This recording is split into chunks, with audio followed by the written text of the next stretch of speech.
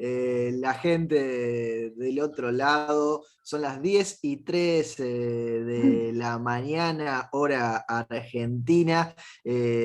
Ustedes están conectados del otro lado, sin duda alguna, porque tenemos a Jorge Giacobbe con nosotros, un evento de Fundación Libertad, de la Fundación Club de la Libertad, de Federalismo y Libertad. Jorge Giacobbe es analista político, consultor de opinión pública, titular de Giacobbe y Asociados, es conferencista. Ustedes lo ven seguro en Viviana con Vos, con Viviana Canosa en A24, lo escuchan en distintos medios, leen sus columnas. Es realmente siempre un placer tenerlo a Jorge para poder charlar, para compartir sus reflexiones. Jorge, ¿cómo estás? Un placer tenerte.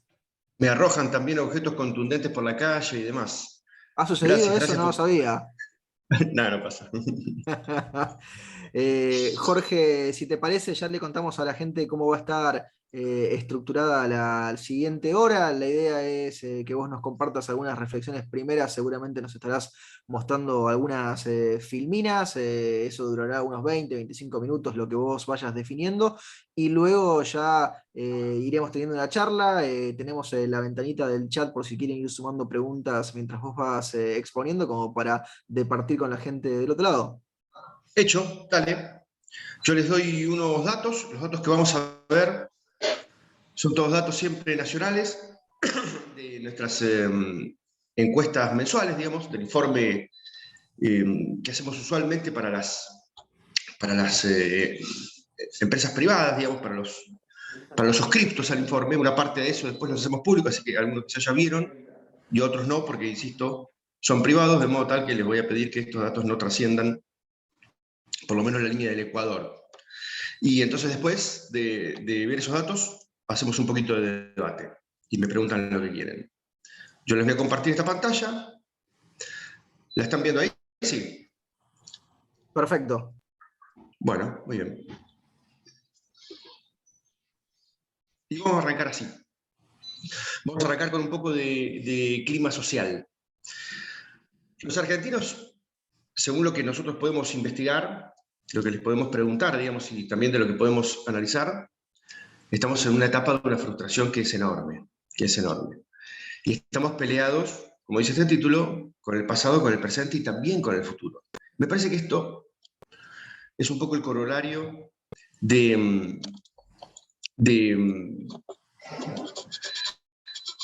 por qué está pasando lo que está pasando en términos de clima social, en términos de sistema político está pasando lo de siempre, digamos, que siempre estamos gobernados por unos o por otros que no tienen las herramientas para sacarnos del lugar donde estamos, ¿cierto? Pero me interesa hacer foco sobre lo que puede estar pasando con la opinión pública, porque las preguntas más importantes para nosotros vienen desde ese lugar.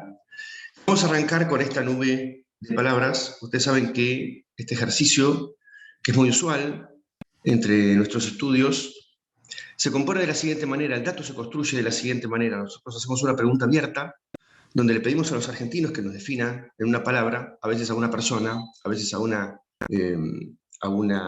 institución, a veces a un concepto, en este caso a una emoción. Y entonces le pedimos a los encuestados que nos digan qué emoción les produce la situación actual de la Argentina, y en contra de lo que yo hubiera supuesto, la palabra que predomina es la palabra tristeza. Yo hubiera supuesto bronca, la verdad.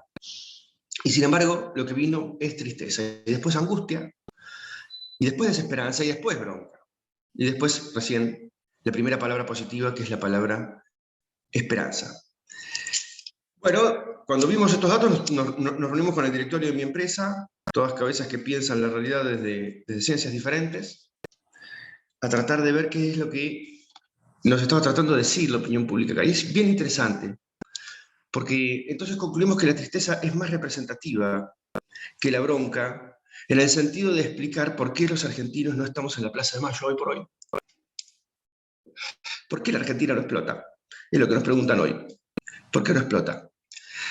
Me parece importante entender que la tristeza, como una emoción, una de las emociones básicas, digamos, te lleva a un comportamiento que es diferente al que te puede llevar la bronca. La bronca te puede llevar a un comportamiento que es físico, de índole físico, a salir de la incomodidad en la cual vos estás. Eso tiene más que ver con la Plaza de Mayo, me hinché las pelotas con este presidente, y entonces sacámelo y cambiámelo por cualquier otra cosa. La tristeza, en cambio, te puede llevar a plancharte, a dejarte inmovilizado. Lo que tiene de bueno la tristeza, me parece que esto hay que recuperarlo como ventana de oportunidad, es abrir el espacio para la reflexión. De todas las emociones básicas, la única que puede llegar a contener algún nivel de reflexión es esta, es la tristeza. La bronca no te lleva a la reflexión, la alegría tampoco te lleva a la reflexión, te lleva a la acción.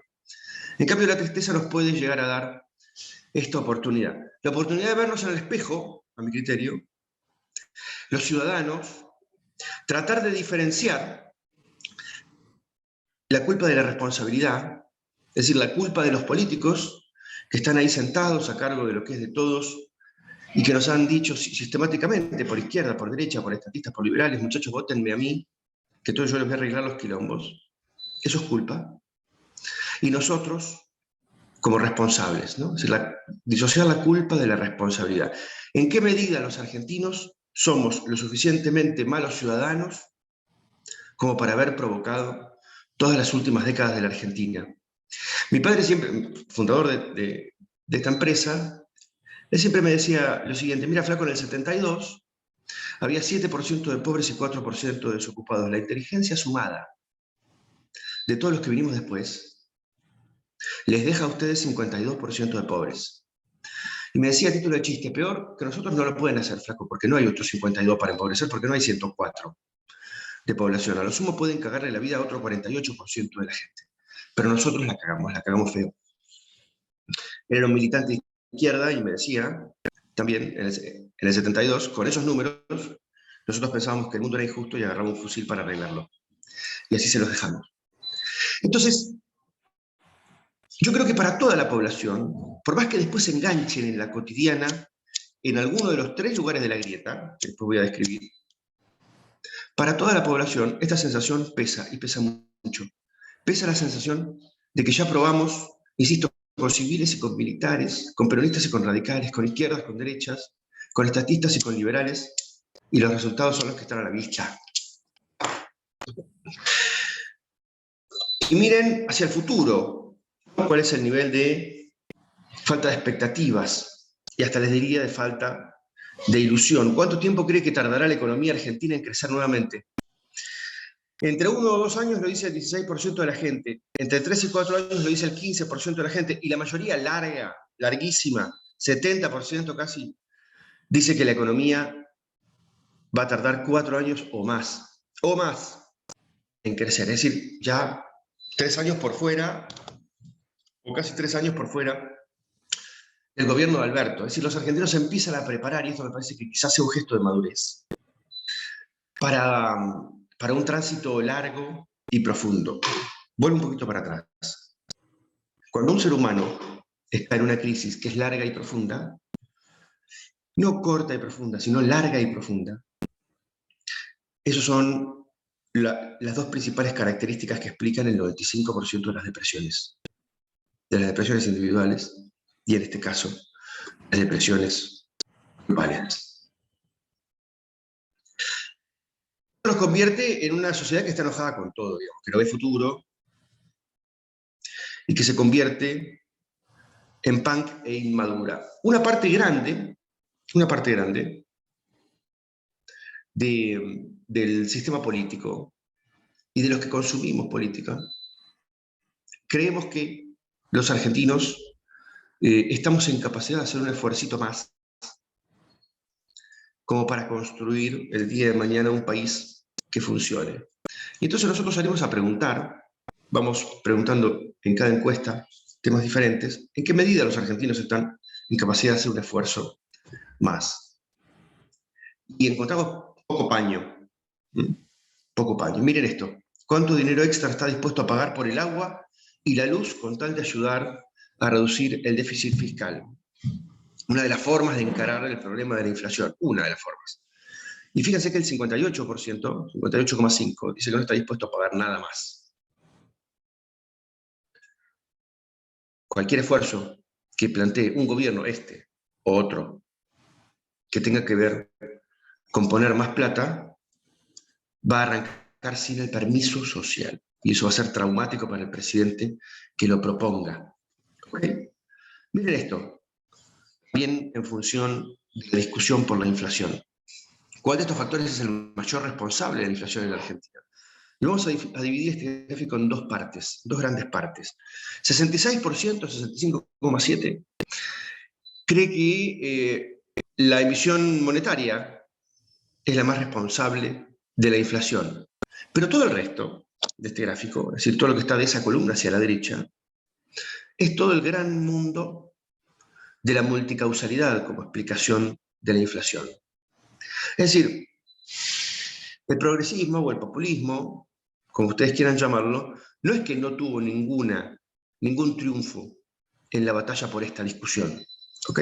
Sino que el 35% está en alguna de esas posiciones que tiene que ver con otras causas que no son la emisión monetaria. De ese 35%, la mayor parte larga también, 20%, 19,6%, dice que el principal problema es la ganancia de los empresarios, es decir, 20% de la población argentina está realmente adherida a la idea de que lo privado es la culpa de este país. ¿Ok? Cualquier otro gobierno, insisto en esta idea, ¿no? Para tratar de proyectar lo que puede pasar con el próximo gobierno. Cualquier gobierno que se sustente sobre el sistema privado, sobre el sector privado, va a tener de movida al 20% de la población creyendo que son los malos de la película, es decir, sin permiso social, y con una sensibilidad muy importante sobre por lo menos el 35% de la población. ¿Ok? El próximo presidente, sea quien sea, del partido político que sea, hombre o mujer, con pelo o sin pelo, no importa, la va a pasar mal. Y va a terminar mal. Porque del otro lado tiene un mercado de opinión pública que está quebrado en cuanto a la discusión social. Generar el consenso que se está esperando para poder meter los dedos en los enchufes va a ser muy difícil, por no decir imposible. Algunos especialistas insisten en aumentar la edad jubilatoria a 70 años para que el sistema previsional sea sustentable. ¿Qué opina usted? Esto explica una gran parte del gasto público, ustedes lo saben bien, en ANSES. Muy bien, entonces, ¿nos dejamos de jubilar a los 60 y a los 65 y pasamos a jubilarnos a los 70? Todos juntitos, los hombres y las mujeres, porque somos iguales y bla, bla. Bueno, 19% está de acuerdo y 65% está en desacuerdo. ¿Qué presidente puede hacer la reforma previsional que hay que hacer si no está el permiso social? Y hay otro 15% que no está definido, que por supuesto está más cerca de no que de sí. ¿No? Cuando le toquen el bolsillo se va a volcar para no. ¿Qué hay hacia adelante para el próximo presidente? Insisto, son todos enchufes en 220. Es muy infantil, es muy inmaduro pensar que este país se soluciona únicamente cambiando de signo político. Muy inmaduro. Tenemos que empezar a entender una idea que es bastante difícil. En Argentina es muy sencilla de explicar, pero es muy difícil de hacer la carne, digamos. En Argentina gobiernan más los problemas estructurales que lo que gobiernan los presidentes. Dentro de lo que gobiernan los presidentes, entonces una pequeña parte, gobiernan más sus miedos que sus intenciones transformadoras. Por supuesto que la campaña política la hacen con sus intenciones transformadoras. ¿Viste? Se ponen la pilcha, se suben al caballo y dicen vamos a cruzar los Andes. Ahora, después juega la nieve, después juega el viento, después juega el frío y después juega el cagazo. Y en todo caso, las intenciones transformadoras quedan para último lugar, por eso finalmente nadie transforma nada. Vamos a ver en este capítulo cómo están en términos de imagen los principales referentes de la política. Fíjense que ahí la tenemos a Patricia Bullrich con 44 puntos de imagen positiva, la barra verde, y 31 casi de negativa, la barra roja. Lo del medio es regular, atiendan a eso, porque va a ser importante para ver a Larreta. Después le sigue Milei, que tiene 36 y 35. Después le sigue Mauricio Macri, que tiene 34 y 42. Y después le sigue Rodríguez Larreta, que tiene 25, que tiene más que la positiva, tiene regular, y que tiene 41 de negativa. Este gráfico lo tengo que cortar en dos, porque hay dos fenómenos diferentes. Los tres primeros han estado creciendo el último año y medio largo. ¿Por qué? Porque son maravillosos, porque la gente los adora o porque significan algo que una parte de la opinión pública está buscando hoy. A medida que se ha ido descomponiendo El gobierno nacional, que entró en crisis Alberto, que entró en crisis Cristina y todo el modelo, lo que se ha estimulado es la contradicción.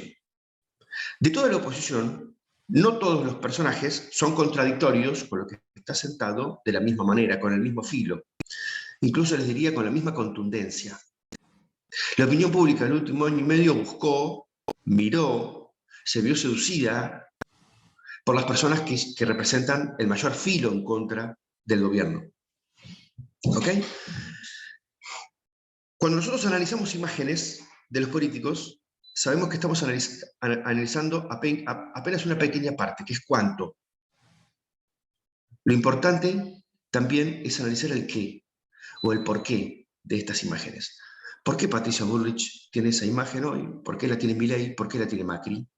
¿Y por qué Horacio Rodríguez Larreta perdió positiva, que no se fue a negativa, sino que se fue a regular? A Horacio Rodríguez Larreta da la sensación de que la opinión pública lo está esperando, no lo está matando. Lo está esperando como si no fuera el hombre para este momento, como si no fuera la herramienta para este momento. Insisto, los políticos son como herramientas de una caja de herramientas que tengo en casa. Yo no elijo verdaderamente la herramienta, el problema que tengo elige la herramienta. Yo tengo un problema en casa, abro la caja de herramientas y para este problema me sirve una pico de oro. La semana que viene tengo otro problema y no necesariamente la pico de oro me resuelve ese problema. En esa necesito un destornillador. Muy bien. Da la sensación de que para el 65% de los argentinos que está absolutamente de culo con este gobierno, lo que necesita hoy es un palo grande, pesado y con un clavo oxidado en la punta. ¿Para qué? Para pegárselo a Cristina y Alberto en la cabeza. Esos palos, esas herramientas con esas características, están siendo Patricia Bullrich, Javier Milei y Mauricio Macri. ¿Ok? Lo de Mauricio Macri es muy curioso porque hace un año y medio tenía menos de 20 puntos de imagen positiva. De su gobierno salió en tiras. Por más que tuviera 40% de los votos, sobre la general, él no se fue con 40 puntos de imagen positiva. Se fue con aproximadamente 20. Muy bien, fíjense qué interesante, porque Macri, comparado con sí mismo, la opinión pública lo despidió. Macri, comparado con Alberto, entonces es revalorizado. No tiene un valor per se. Como todo, como todas las personas y como todas las cosas, son buenas o malas en comparación con otra cosa. ¿Ok? A medida que lo vamos comparando con cosas que están peor, entonces esta parte de los argentinos lo empieza a revalorizar. Sobre Patricia Bullrich la gente cree, cuando hacemos la nube de palabras, que es una persona valiente, que es una persona fuerte.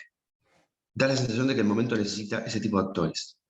Sobre Javier Milei la nube de palabras indica que está loco.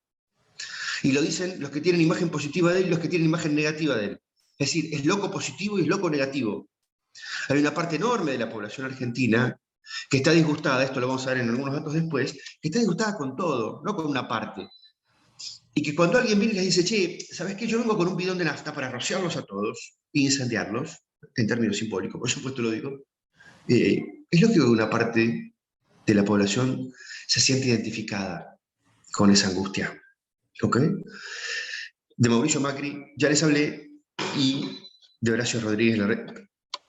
Y Horacio Rodríguez Larreta, en términos de nube de palabras, está significado como un buen gestor, pero tibio frente a este momento de avasallamiento del kirchnerismo. Muy bien.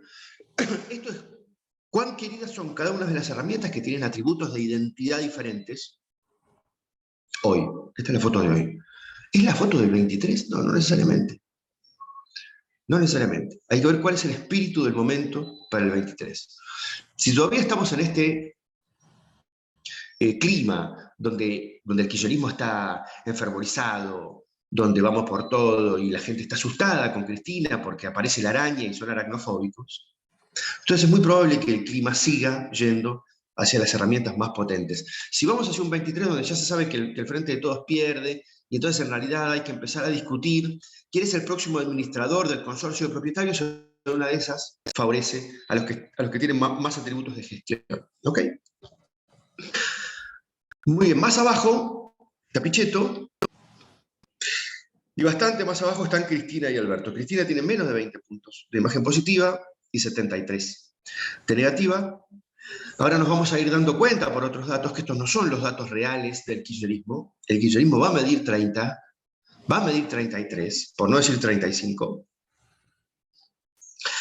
pero no se muestran en términos de imagen positiva por una razón que es muy sencilla. Del 35% que Cristina mueve del electorado, una parte vive en una realidad mental muy propia de ese espacio, y otra parte está enojada, y está frustrada, y está incómoda.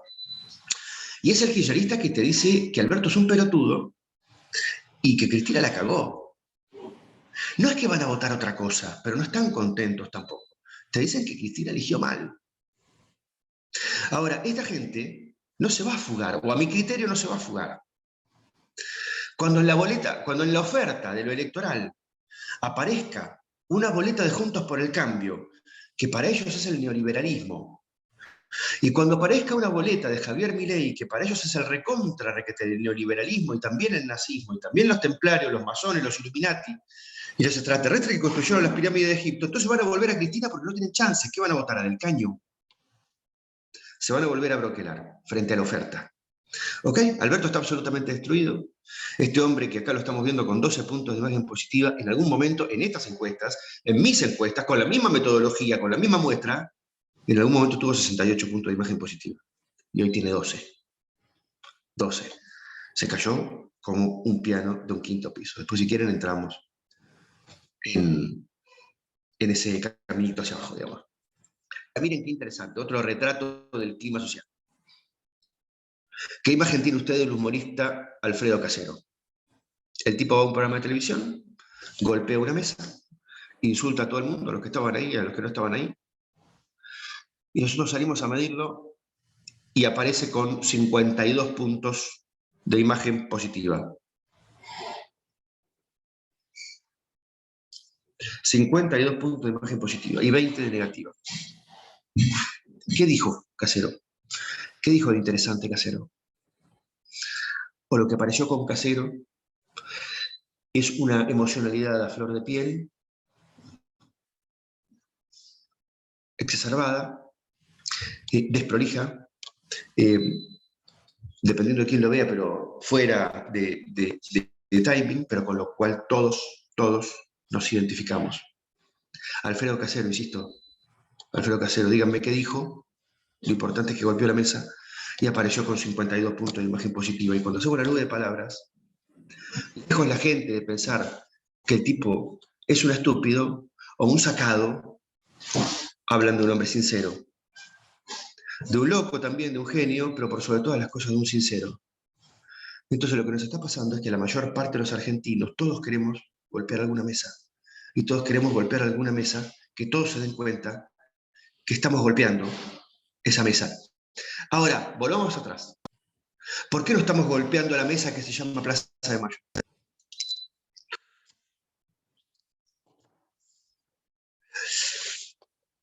¿Puede ser por la tristeza? Bueno, puede ser por la tristeza, porque es más tristeza que bronca, puede ser.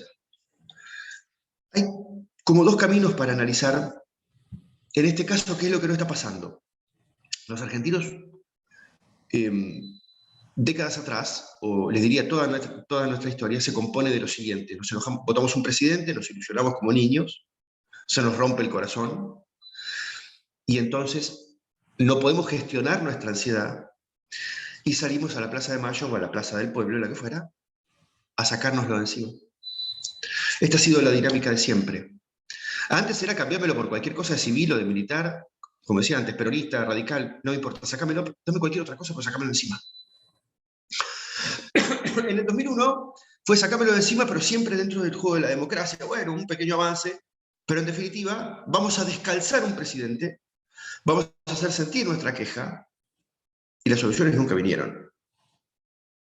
Entonces, una forma de pensar por qué no está pasando esto es quizás entender que los argentinos estamos siendo más participantes que movilizados.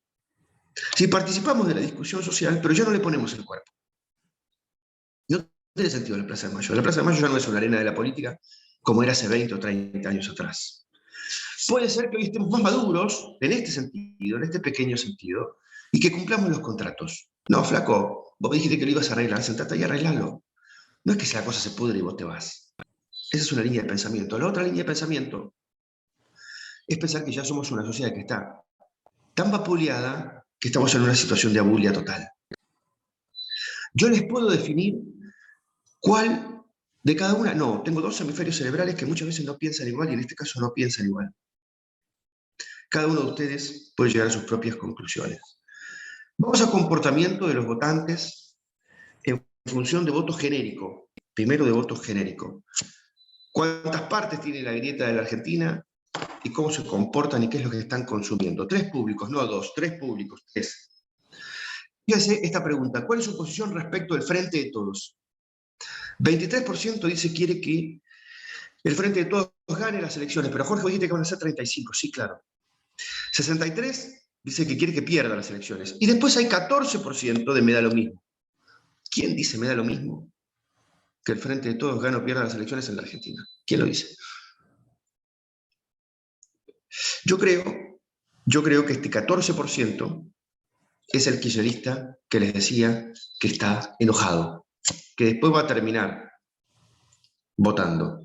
Y ya con números muy parecidos a esto se compuso la elección del 2021 que finalmente pudimos leer perfectamente bien.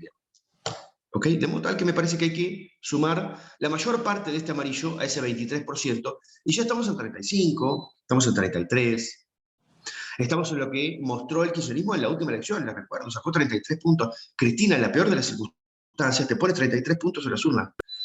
No es que estén muertos. Es como si la Coca-Cola hoy por hoy mandara toda una tanda de Coca-Cola envenenada, se armaron un escándalo de novela y el día de mañana siguen teniendo el 33% del mercado. Digo, tan lejos de ser un fracaso. Ahora, damos vuelta a esta pregunta y hacemos respecto de Juntos por el Cambio. Y fíjense que los datos son bastante consecuentes con esto que les muestro. 44% quiere que Juntos por el Cambio gane las elecciones. Acá hay una pelea que es previa, o hay un genérico que es previo a la discusión entre Macri, Larreta y Patricia. Hay 40% de los argentinos que es profundamente antipopulista, antikirchnerista y antiperonista. Por eso Juntos por el Cambio, también poniendo cualquier momia en la boleta electoral, tiene 41 puntos. Y gana con 41 puntos y pierde con 41 puntos, dependiendo de cómo se muevan el resto, que están en otras posiciones. Ahora lo explico, el tercer sector del público. Entonces, hay dos genéricos que son fuertes y que no importan los candidatos. Hay un 35% que responde a Cristina. Lo que Cristina diga está bien. Ella dice, votenme a mí, la votan. Ella dice, voten a Scioli. Che, pero a Scioli no era que lo odiábamos. No, pará, no lo odiamos. Vótenlo, y lo votan. No fue presidente por 1,5 puntos. Y después dice, che, votenlo a Alberto. Pero para Alberto no lo odiamos también. No, ahora lo recontra queremos y van y lo votan. Estímulo-respuesta. Son los perros de Pablo.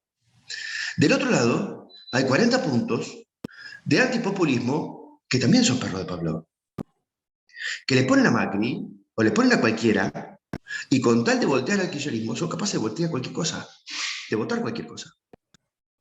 Muy bien, ahí ¿cuánto tenemos? Tenemos el 75% del electorado.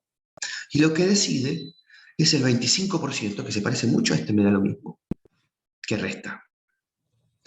Ese 25% es el público swinger de la Argentina, swinger por cambiante, digo, ¿no? No, se están riendo ahí, no sé si alguno tiene alguna otra consideración respecto a la palabra. Yo digo swinger por cambiante, claro, ahí. Ese 25% es un 25% que está disgustado con todos, que es un 25% históricamente en la Argentina que no quiere participar de las peleas entre Frankenstein y el hombre lobo, que en algún momento lo ha representado el Partido Intransigente, en algún momento lo ha representado Margarita Stolbizer, que como lógica no quieren ver Boca y River, quieren ver otra cosa, que son los que te dicen, en la época de Margarita Stolbizer, yo me acuerdo perfectamente que decían, yo con este país de mierda no tengo nada que ver, pues yo la voté a Margarita. Como, estoy en otro lugar, estoy en un lugar sacrosanto, no participo del quilombo. Bueno, este 25% a veces se ve más llamado a la pelea principal, a veces menos. Hay elecciones que se polarizan al 80 y al 85%. Y después en una segunda vuelta tienen que decidir. ¿Con qué suelen estar enojados? Suelen estar más enojados con el que está sentado que con otro. Entonces, una parte de ese público lo que hace es lo siguiente, se enoja con Cristina y lo vota Macri. Encuentra en el ambiente los argumentos para hacer esa idealización que necesita para poder tocar una boleta de Macri. No es que lo quiso desde siempre, sino que necesitó justificarlo sobre el filo de la elección. Después se enoja con Macri, es decir, le cree a Macri, se enoja con Macri, y entonces vota para el otro lado, vota a Alberto. Ahora se enoja con Alberto, no vota para cualquier otro lado. La discusión, insisto en esto, la discusión de si es Macri, o si es Patricia, o si es Horacio Rodríguez Larreta, es una discusión de segundo orden para este público. ¿Ok? Javier Milei está pescando particularmente en este público. Particularmente en ese público. Yo les decía que tiene más o menos 40 puntos de imagen positiva, un poquito menos, 38. Ese 38 es un promedio de todos los públicos. Si yo corto la imagen de Milei por estos tres públicos, me doy cuenta de que entre aquellos que quieren que Juntos por el Cambio gane las elecciones, el promedio de imagen de Milei es menor que en el público que quiere que Juntos por el Cambio pierda las elecciones, que es el kirchnerismo. Ahí tenés, lo tenés, 33%. Ese promedio también es menor. Y que en este 22%, que le da lo mismo, la imagen de Milei es 50%. Entonces está pescando ahí. Está pescando principalmente ahí. Digo porque hay analistas y hay periodistas y hay personas que creen saber de política que están sosteniendo que Milei le roba votos a Juntos por el Cambio por derecha. Eso no es comprobable, por no decir que no es cierto. ¿Mm? Está pescando en el tercer sector. De un tercer sector que siempre tuvo, insisto, un elemento de 10 puntos, de 12 puntos, de 15 puntos, hasta de 20 puntos en algún momento. Muy bien. Ahora vamos a las personas, después de los genéricos. Hicimos un ejercicio, como es muy temprano todavía, para medir escenarios electorales. Lo que hicimos fue medir presidente deseado y vicepresidente deseado también. Es decir, le pedimos a la gente también en una pregunta abierta, no hay opciones, la gente escribe lo que quiere, que nos diga a quién le gustaría votar para presidente y también a vicepresidente. Y los datos son muy interesantes, muy interesantes. ¿Dónde está puesto el deseo? ¿Cuánto miden esos deseos? ¿Y cómo se componen las fórmulas de presidente con vicepresidente? Porque si yo te hago en una encuesta las dos preguntas, primero te muestro los resultados de la pregunta A, los resultados de la pregunta B, y yo puedo componer un dato C, que es tu fórmula deseada. Estos son los resultados del presidente deseado, insisto, espontánea.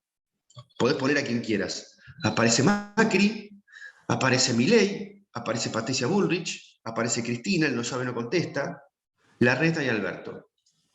Bueno, Jorge, pero estas palabras están bien porque son tamaños diferentes, pero ¿cuánto mide cada uno? Bueno, acá están los porcentajes. Macri no con 30, Macri con 16. Milei no con 25, Milei con 13, Bullrich con 11, el no sabe, no contesta con 10, y de ahí para abajo.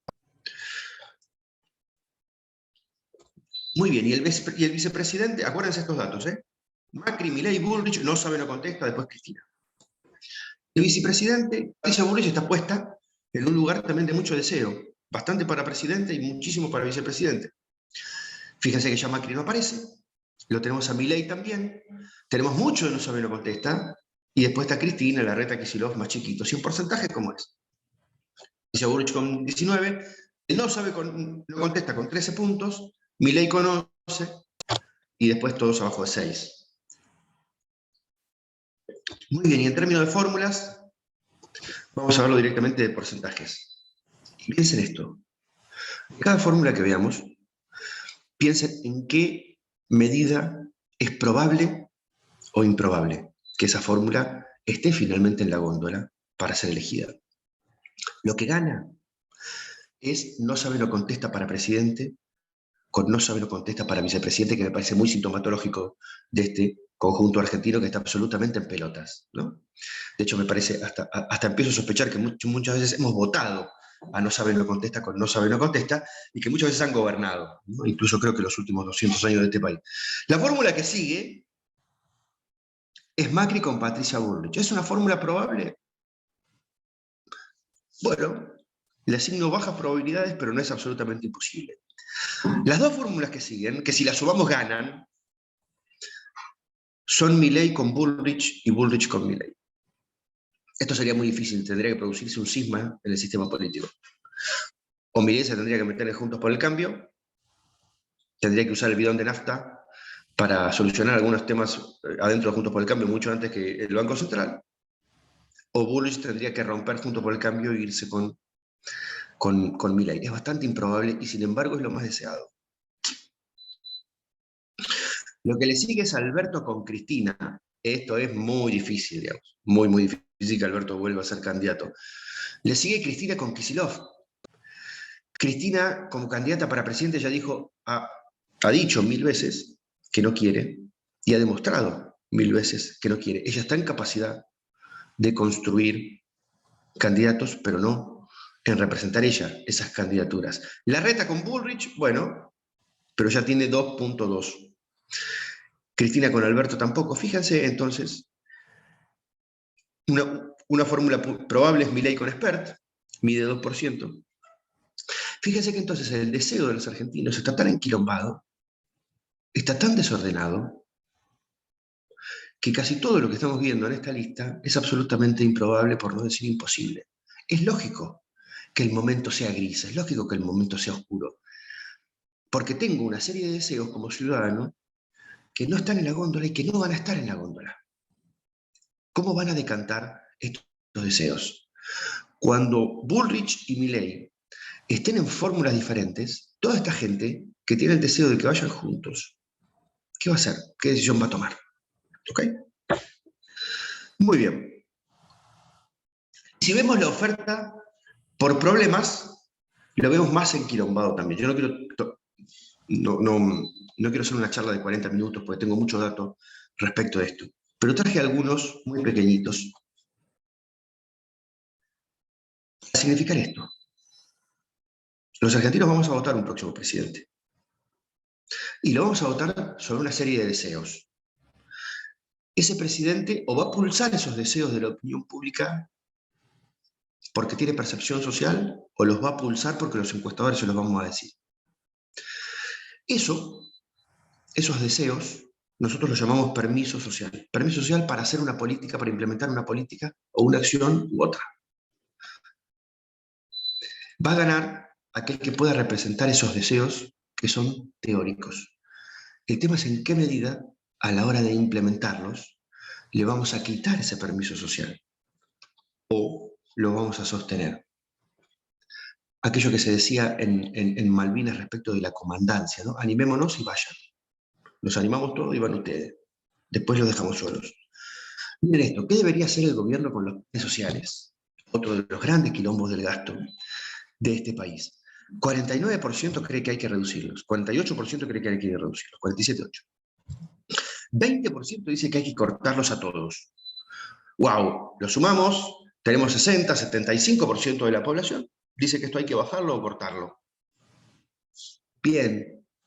Uno diría, che, entonces está el permiso social para hacerlo. Que el próximo presidente le meta y que lo haga. Bueno, todos sabemos que cuando implementen esta política lo que vamos a tener es un conflicto social absolutamente recrudecido. Que te lo bancás durante un tiempo. ¿Y después qué haces como ciudadano? Si estás dentro de este 75% que opina esto, ¿te bancás un conflicto de un año? ¿Te bancás un conflicto de 2, de 3, de 4 años? ¿De cuánto? Hasta que le decís al presidente, che, ¿sabes qué? No te banco más, hay que ser más sensible, hay que hacer algo con los pobres. Somos los mismos argentinos que dimos permiso social para privatizar las empresas, que después dimos permiso social para estatizarlas, y que vamos así, en un loop que es absolutamente incoherente. El resto, 13% dice que hay que mantenerlos como están, y 11,4% dice que hay que dar tantos planes sociales como sean necesarios, digamos, es decir, el extremo contrario. Otra de las polémicas, debería ser el gobierno con las manifestaciones de los piqueteros. Lindo día para hablar de esto. 54% dice que hay que reprimir. Fíjese que no me ahorré nada para hacer esta pregunta. Me puse absolutamente pornográfico, no es que busqué algún eufemismo para decir, bueno, hay que sacarlo de la calle. No, hay que reprimir. 54% de los encuestados dice que hay que reprimir. 30% dice que hay que pedirles pacíficamente que se vayan. 16% que hay que dejarlos manifestarse. Muy bien, a los del 30% del medio, que son los que se están haciendo los pelotudos, le pedís a los piqueteros que se vayan una vez, 2 veces, 3 veces, y después te tenés que volcar para uno de los dos lados. ¿Ok? Supongamos que ese 30% todos se vuelcan para el otro lado, que hay que dejarlos manifestarse libremente. Y nos quedamos con el 54% que dice que hay que reprimir la manifestación. Yo les aseguro que los argentinos somos lo suficientemente histéricos como para mandar a un presidente a reprimir desde el deseo, y cuando aparece la primera foto de una mujer ensangrentada en esa represión, le sacamos el apoyo. No lo digo con cariño, como llamando a hacerlo. Digo que los argentinos somos ciudadanos todavía de baja calidad. Ponemos un gobierno para hacer una tarea y después esa tarea nos duele y entonces cambiamos para el otro lado. Por algo, somos un pueblo que estamos todo el tiempo yendo un rato al traumatólogo y un rato al anestesiólogo para nuestro problema. Y no terminamos el tratamiento con ninguno de los dos. Vamos al anestesiólogo, el anestesiólogo nos mete pichicata y nos dice, dale, métele para adelante que yo te saco el dolor. Y es una pichicata, 2 pichicatas, 3, 4 pichicatas, hasta 12 pichicatas hemos llegado a tener. Y en un momento decimos, che, pero no estamos solucionando el problema. ¿A dónde hay que ir para solucionar el problema? Hay que ir al traumatólogo. Entonces se acaba la anestesia y el traumatólogo te hace doler. Te bancas la primera sesión, la segunda, la tercera ya. Es difícil, la cuarta no te la bancas más. Y entonces vuelves al anestesiólogo. Y estamos así hace cuántas décadas, no decidiendo el rumbo para ninguno de los dos lados. Muy bien. Yo dejar clara primero mi posición antes de entrar en estos datos, digamos. Una de las grandes preguntas es si se dispara o no la línea sucesoria, la ley de acefalía. Yo creo que Cristina no quiere voltearlo a Alberto, si no ya se lo hubiera comido, porque no quiere producir el símbolo de haber creado un Frankenstein que no llega a fin de término, porque no quiere el símbolo de un presidente que no sea radical, que no haya terminado el mandato, porque este siempre fue el plan de Cristina. El plan de Cristina siempre fue tener una cuota más importante de poder para solucionar los problemas que ella tiene que solucionar y conseguir un pelotudo que le ponga la cara a los problemas. Es decir, contratar a un muchacho que atienda el mostrador de los reclamos. El problema es que ese plan se adelantó porque el desgaste tendría que haber sido después del tercer año, no en el primero. Pero tengo mucho para considerar respecto de que no lo quieren voltear. Tampoco quieren que se pare. Tampoco quieren que tenga valor propio. También cuando Alberto tuvo 68 puntos de imagen positiva, se lo comieron crudo. Y todas las bombas vinieron de adentro. Pero de ahí a voltearlo no lo creo. La oposición no quiere voltearlo tampoco, porque no sabe qué hacer con esto. Porque no sabe qué hacer con esto. Hay una opinión pública que, pese a lo que está viviendo, no está en la Plaza de Mayo. Entonces tampoco parece venir de ese lugar. De modo que yo creo que esto no va a suceder. Deseo además que no suceda. Ahora, ¿de dónde puede venir? Bueno, puede venir un descontrol del mercado, puede venir, por supuesto, siempre la variable de un escenario médico por parte del presidente, también puede venir de un Alberto que se hincha las pelotas y dice, bueno, muchachos, no dejan de hostigarme, yo les renuncio y les armo un quilombo de novela.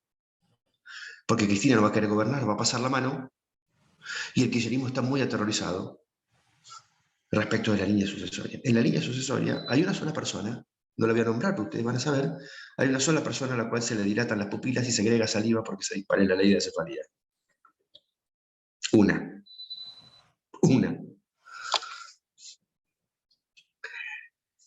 La línea sucesoria, medida en nube de palabras, que es lo que le voy a mostrar ahora, también la medimos en términos de números.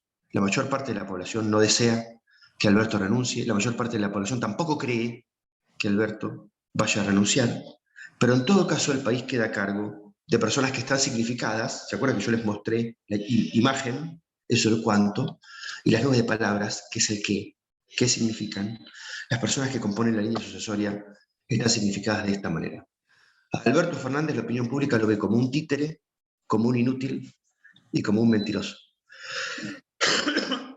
Tres conceptos, que son tres atributos de identidad bien diferentes. Títere viene de su relación con Cristina, y también nos indica que en cierta medida los argentinos, aunque no lo digamos, aunque no lo podamos decir Seguimos siendo personalistas, seguimos siendo presidencialistas, seguimos buscando un papi fuerte. Si no lo vemos como un títere. Inútil tiene mucho que ver con este jueguito que yo les decía de las herramientas, de la caja de herramientas. Una persona es, no, amén de lo peyorativo, yo entiendo que la gente está usando esta palabra como algo peyorativo, pero si le saco lo peyorativo y voy al corazón del concepto, digo, hay personas útiles para un momento y hay personas que no son útiles para un momento. Y ese momento está significado por los problemas que hay que arreglar. Bueno, Alberto ya no es útil para este momento. Y mentiroso, me parece a mi criterio que viene de ese porcentaje de opinión pública que lo votó no por Cristina, no ese 35%, sino ese 13%, del 35 al 48, ese 13%, al 48 que sacaron en las elecciones, ese 13% que no lo votó por Cristina, sino que lo votó porque estaba enojado con Macri y quiso creer, hizo un esfuerzo muy grande para idealizarlo, para creer que este iba a ser un hombre más volcado al peronismo, más moderado, más mesurado, y hasta le diría de corte más liberal, que pudiera balancear la identidad tan aguerrida del kirchnerismo. Ese 13% se siente cagada. Todavía no se da cuenta que lo vienen cagando hace 40 años y que es responsable que lo vengan cagando. No, porque no puede ser que te caguen toda la vida. Algo estás haciendo mal. Pero en su representación mental se enoja con aquel que lo caga. Este es Alberto Fernández. Demolido, absolutamente demolido. Ahora, fíjense lo que dicen estos conceptos respecto de los conceptos que vamos a ver ahora para Cristina. Esta es la significación de Cristina. Que es corrupta, ladrona, chorra, delincuenta, maléfica. Fíjense que es todo lo mismo. No hay una diversidad de conceptos, en realidad son todos el mismo. La nube de Alberto es mucho más diversa y esta es menos diversa. De los que la odian, lo primero que te dicen es que es una chorra. Es decir, como si ya tuviera una marca con una sola palabra, con un solo concepto. Después de los que la aman, los que la quieren, que no son pocos, está la idea de la líder, está la idea de la estatista, de la inteligente, de la buena, de la mujer sensible frente al dolor de los pobres, y patatín patatero. Pero del 70 y pico por ciento de la gente que la odia, tiene un solo concepto, que es chorra. Ahora, gente, esta es una mujer temida, pero respetada. Este es un muchacho ni temido, ni respetado. No es lo mismo para la cabeza de los argentinos un malo que un pelotudo. Un malo, un pelotudo. ¿Dónde hemos encontrado ejemplos muy similares a estos? En Venezuela. Las veces que medimos Venezuela, la distancia que hay de nube de palabras entre Chávez y Maduro nos indica exactamente lo mismo. Un malo o un pelotudo. Los malos generan adhesión, a favor y en contra. Los pelotudos no. El que sigue en la línea sucesoria es Sergio Massa. Está visto directamente como un panqueque y casi no hay ninguna otra palabra. En el medio está Claudia no sé cuánto de no sé cuánto, que en realidad es la esposa de otro que es no sé cuánto, que no tiene ningún sentido ni siquiera analizarlo, digamos, estamos hablando del 90% de desconocimiento. La línea sucesoria del poder, me refiero a eso. A todo el mundo lo atemoriza este escenario, porque con la nueva ley de acefalía renuncia el presidente, renuncia el vicepresidente, y este señor está obligado a llamar a una asamblea legislativa. En la asamblea legislativa, las cámaras de senadores y de diputados pueden elegir un presidente entre quienes son diputados nacionales, senadores nacionales y también gobernadores. En ese escenario, nadie controla nada. Perdón, ajusto el concepto. Los partidos o las alianzas como las vemos ahora no van a ser los equipos. Que uno proponga una cosa y el otro proponga otra cosa. Es decir, Juntos por el Cambio proponiendo un candidato y el Frente de Todos proponiendo otro candidato y entonces vemos quién pesa más y cómo votan. No es cierto. Se descontrolaría todo y la tranza de la política, la ira de gobernadores y... estoy tratando de buscar una palabra un poco más amable para decirlo, no siempre me sale.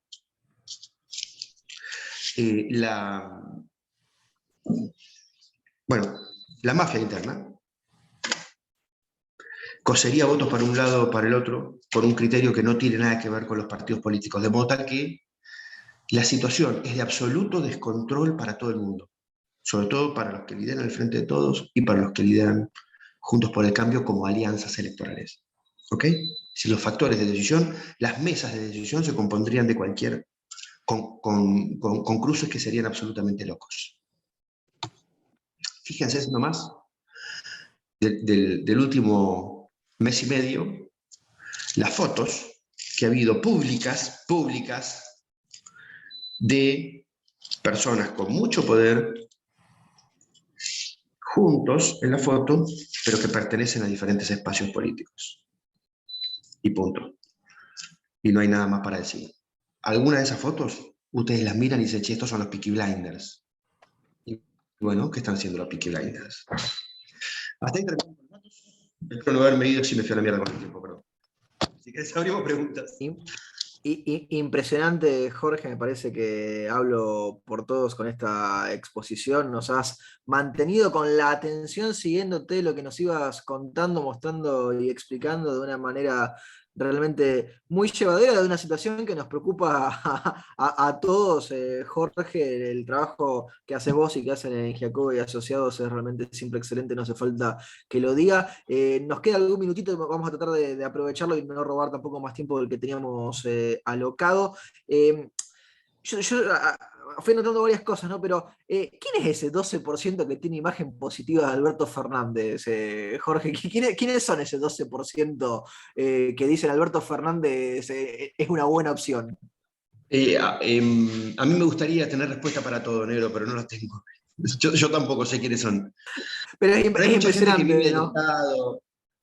No, claro. También pensá que mucha gente está bien en este gobierno. Hay gente que depende del Estado, hay estructura política, hay gente que no quiere perder lo que tiene hoy. Por más que esté viviendo en un conjunto donde el 50%, más del 50% de la población sea pobre, donde 7 de cada 10 chicos no terminen el secundario, hay gente que le importa 3 carajos, que va por la prueba. Tomo algunas preguntas, las voy aglutinando de la gente que nos está acompañando, que preguntan por los personajes radicales o los de la coalición cívica, o incluso algunos mencionan a Manes, pero ese solamente porque ¿por qué no aparecen en este esquema? ¿No están siendo considerados como opción? No, sí, a veces, cada tanto vamos midiendo algunos, digamos, no los tenemos en el tracking de todos los meses. Nosotros vemos al radicalismo que está haciendo el juego que hace históricamente, para el cual son muy habilidosos. Los radicales tienen un juego que es lindo, muy lindo. Es muy lindo. Ellos te piden la vicepresidencia cuando en realidad lo que quieren son 2 fotocopiadoras en una universidad. ¿Entendés? Son negociadores muy habilidosos. En el medio consiguen algo y todo es ganancia. Vos fíjate que durante la gestión de Macri, ellos lloraron que les habían pagado menos de lo que valían y en realidad fue todo lo contrario. Cuando ponen una boleta en el cuarto electoral son 2,5 puntos. Acordate de esa interna, acordate de la configuración de Cambiemos. Macri 25 puntos, Sanz 2,5, Carrió 2,5. ¿Cuánto cobraron? ¿Cobraron lo consecuente con ese porcentaje de acciones? No, cobraron mucho más. Muy bien. Ahora lo que están haciendo es aumentar la tensión para tener más acciones dentro de esa sociedad política, que es lo que está bien. Es lo que tienen que hacer. Lo que pasa es que los argentinos todavía no nos decidimos, y esto es importante, porque esto es el core de la cuestión. Los argentinos todavía no nos decidimos si nos gustan los esquemas políticos con orden soviético, con un líder que tiene un anillo para dominarlos a todos, como es hoy el kirchnerismo, o como fue el PRO de Marcos Peña, donde no podías largarte para concejal en médanos sin pedir certificación ISO 9200 en todos los niveles hasta llegar a la Casa Rosada. O si preferimos el quilombo que hay hoy en Juntos por el Cambio, donde hay un papá que se corre, que no sabe, que todavía no sabemos si se está dejando matar o no, en términos simbólicos, lo digo, en términos psicológicos. Y los hermanitos ahí buscando crecer y ver quién domina la familia, un poco tensionando entre ellos también. Los argentinos todavía no nos decidimos si una es fortaleza o es agobio, y si la otra es diversidad y eso fortaleza o no, o es debilidad. De ahí me parece que vienen las dudas. Pero los radicales están tensionando para adentro. ¿Para qué? ¿Para ganar? ¿Para liderar? No, ni siquiera creo que quieran liderar este quilombo. Lo que quieren son más acciones. Tomo varios puntos, Jorge, de lo que fuiste marcando, la sociedad punk inmadura, una gran mayoría que no quiere poner más plata, 20% que cree que la inflación es por la ganancia de los empresarios, 65% que no quiere jubilarse más tarde, 48% que dice que hay que reducir los planes sociales, 54% que hay que reprimir a los piqueteros, y los argentinos como ciudadanos de baja calidad. ¿Qué te parece entonces que hay que hacer para cambiar esa mirada de la opinión pública? Porque si no, ningún gobierno de ningún partido va a poder hacer nunca nada. Como vos marcabas, yo lo anoté, fue una frase genial. Gobiernan más los problemas estructurales que lo que gobiernan los presidentes, más sus miedos que sus intenciones transformadoras, ¿no? Que lo dijiste y para mí fue paradigmático. Claro, mira, hay un solo tipo hoy en la Argentina que puede hacer todas las reformas que hay que hacer para que los próximos presidentes puedan empezar a gobernar. Es decir, hay una sola persona que puede tener una actitud lo suficientemente suicida en términos políticos y lo puede hacer porque no tiene nada para perder. Porque ya está suicidado, dice Alberto Fernández. Ahora no le dan las bolas. Bien, ¿cómo lo hace el próximo ciclo político? Bueno, el próximo ciclo político tiene que entender que el problema no es quién es el próximo presidente, sino que el problema es cómo gobiernan los próximos 20 años. Y para gobernar 20 años, a un nivel de desgaste muy grande, tenés que pensar en presidentes que la situación se los coma en 4 años. Entonces necesitas varios, necesitas 3, 4, 5 presidentes.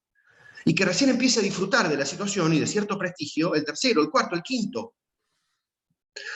¿Me explico? Entonces yo les digo abiertamente a todos los Juntos por el Cambio siempre, en privado y en público, muchachos, el problema no es quién es el próximo, el problema es cómo son todos. Y al progresismo le digo también, muchachos, no tienen sucesión, después de Cristina no hay nada. Sus segundas líneas dicen abiertamente, nosotros no estamos para pensar. La que piensa es Cristina. Es decir, no hay otro liderazgo que el de ella. Entonces nadie está pensando 20 años, todos están pensando en quién es el próximo presidente para poder tener una secretaria y andar en el helicóptero. Están pelotudeando, se están haciendo la paja. La Argentina y sus problemas es como una pared dura y ancha. Y vos tenés que hacer un agujero de lado a lado. El espacio político debería ser el taladro y los presidentes deberían ser las mechas. Supongamos que todos los que estamos en esta pantalla somos un espacio político. Somos el taladro. Entonces ponemos la primera mecha, el primer presidente. Y la primera mecha empieza, hace 5 centímetros, se calienta, y nosotros sabemos que se va a romper.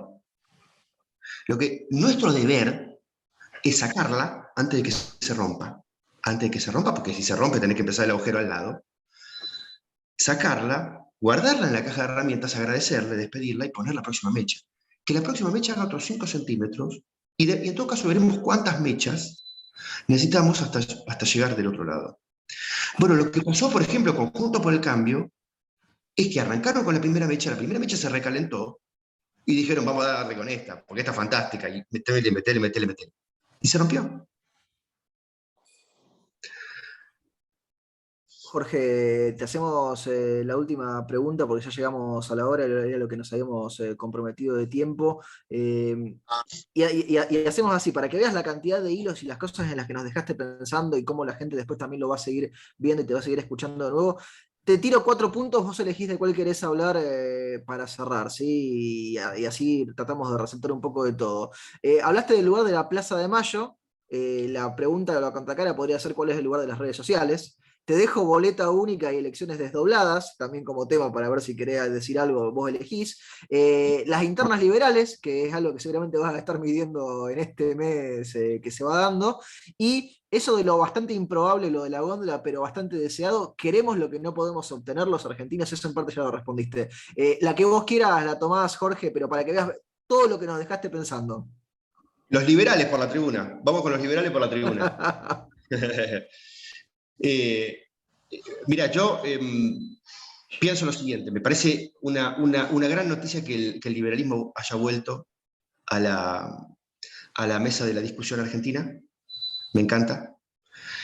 No me defino, por supuesto, para nada particularmente, pero mi ecosistema perfecto, el ecosistema perfecto en mi cabeza político, es un ecosistema donde no haya ninguno en el lugar de la vergüenza. Y que entonces puedan discutir los liberales y la izquierda, y los que están más en el centro, y los que quieren un Estado grande, y los que quieren un Estado pequeño, y los peronistas y los radicales, todos sentados a la mesa, hablando sobre sus ideas, en una conversación que sea normal, donde no intentemos anularnos. En los 70, los que participaron de eso celebraban la muerte como forma de resolver las diferencias políticas. Eso ya no pasa, pero todavía celebramos la muerte simbólica como forma de resolver esos problemas y de eso tenemos que salir. Los liberales han logrado volver de lo propio, de la vergüenza de estar adentro del placar. Acordate que los liberales habían quedado en el lugar de la derecha, habían quedado en el lugar de los insensibles, también de lo militar, con el campo, con los oligarcas, es decir, eran la suma de todos los miedos para una porción enorme de la sociedad. Todavía los que tienen más de 60, 65 años, les cuesta horrores decir que son liberales y les cuesta horrores incluso a algunos decir que son de derecha. Y sin embargo, los que vinieron a romper el escenario son los pendejos. ¿Por qué los pendejos? ¿Por qué? ¿Por mi ley? No. Porque cuando vos sos joven, siempre pasa lo mismo, digamos, algo que tiene que ver no con lo ideológico, sino que tiene que ver con el momento vital. Cuando sos joven, salís de la pollera de tu vieja y tenés que decidir qué haces de tu vida. ¿Te dedicás a estudiar o te dedicás a la falopa? ¿Laburás o no laburás? ¿Cómo pensás el futuro? Cuando salís al mundo, estés en la situación que estés, lo primero que te das cuenta es que el mundo es una mierda, de que el mundo es aplastante, es agobiante, que no tiene la cantidad de posibilidades que querés, siempre es frustrante. Algunos lo encaran, otros quedan planchados, pero siempre es frustrante. Le querés devolver al mundo todo ese disgusto y lo haces con tu rebeldía. ¿Ok? Lo haces enfrentándote a tus viejos, enfrentándote a las autoridades, con la remerita que usás, con el pelito que usás, con la banda de rock, con los amiguitos malos que vas a buscar, con lo que consumís. Y también lo haces en lo político, haces síntoma en lo político. Décadas atrás, los que te decían, vamos a romper todo, vamos a cambiar todo, Billy Bonnie, la pesada del rock and roll, para los que son más viejos, era la izquierda. La izquierda en Argentina está tan vetusta, está tan chota, que ya no tiene sentido. Los que vienen a hacer esa tarea hoy son los liberales, que no vienen con ideas nuevas, pero que sí vienen con la falta de respeto.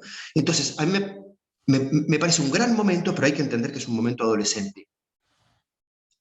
El momento bueno del liberalismo va a ser el que hoy pueden llegar a ejercer sus segundas líneas, no las primeras, y cuando vengan a la madurez, cuando no vengan a romper todo, cuando vengan a solucionar todo. Jorge, impresionante toda la exposición, el tiempo que nos has prestado, nosotros agradecidísimos, la gente también del otro lado. Vamos dando cierre, que era lo que nos habíamos propuesto en tiempo, así que agradecidos todos que nos están acompañando del otro lado, agradecidos con Jorge Giacobbe, que estuvo con nosotros esta hora. Nos estamos reencontrando en próximos eventos de Fundación Libertad, también de los amigos de la Fundación Club de la Libertad y de Federalismo Libertad. Que tengan todos un excelente fin de semana y muchas gracias para Jorge Giacobbe. Hasta la próxima, Adiós. gente.